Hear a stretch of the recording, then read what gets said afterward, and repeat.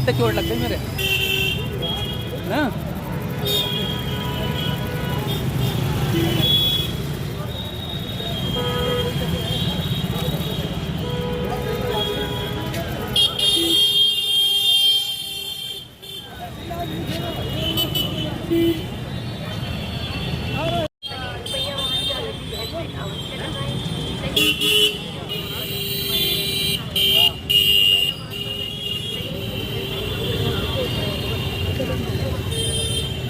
आज गरीब शक्ति दल का यहाँ पर जिला मुख्यालय बरेली पर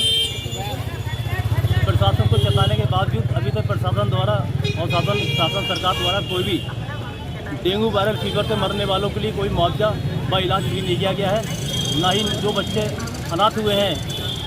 उनके लिए कोई सर्वे कराकर कोई शिक्षा आदि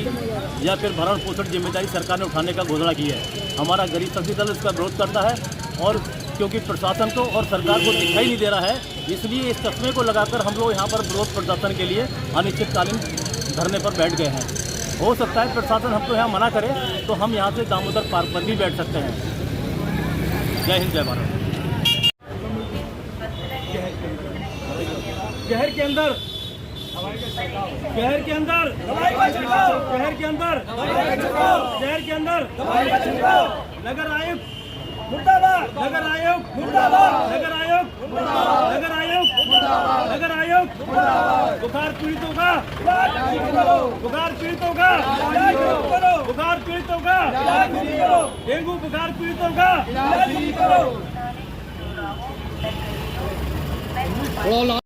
हमारा मामला यह है, हमने अभी 4 तारीख को ज्ञापन दिया था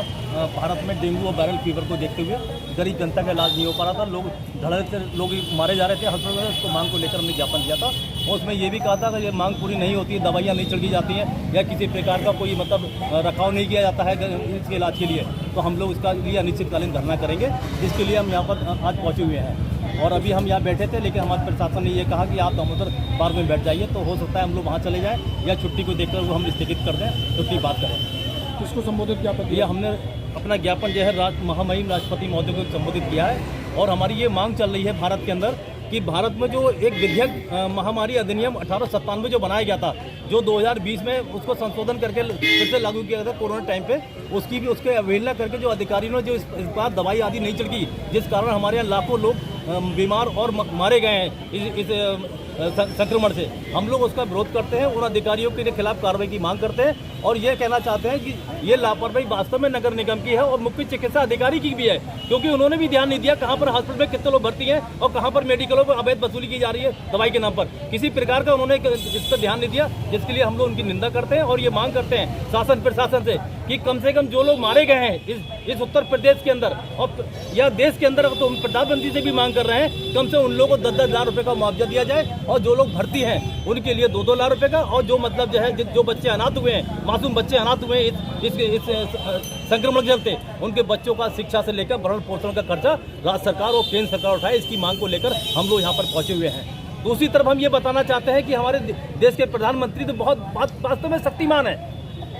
और योगी सरकार भी, हमारे आदित्यनाथ योगी भी बहुत बड़े शक्ति सनातन धर्म के पालन करने वाले बहुत अच्छे हैं, लेकिन उन्होंने भी इस ओर ध्यान नहीं दिया। बहुत शर्म की बात है, एक और गुंडा राज खत्म कर रहे हैं, दूसरी ओर आदमी मर रहा है डेंगू वायरस से, उसकी तरफ कोई ध्यान नहीं दिया गया। ये वास्तव में बहुत गलत बात है। हम तो हमारा गरीब की निंदा करता है और ये मांग करता है कि जो मंत्री और जो अधिकारी इसमें लिप्त हैं इसमें दवाइयों के भ्रष्टाचार में और लापरवाही के मामले में, उनके खिलाफ तत्काल कार्रवाई होनी चाहिए और यदि नहीं हुई तो हम लोग